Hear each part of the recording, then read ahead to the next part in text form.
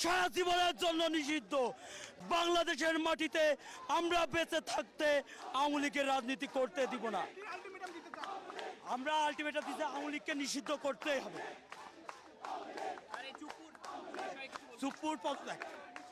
সুপ্পুর পদত্যাগ এবং আওয়ামী লীগকে নিষিদ্ধ করতেই হবে। আমাদের আপাতত দাবি আওয়ামী লীগকে নিষিদ্ধ করতে হবে, রাষ্ট্রপতিকে সম্প্রসারণ করাতে হবে।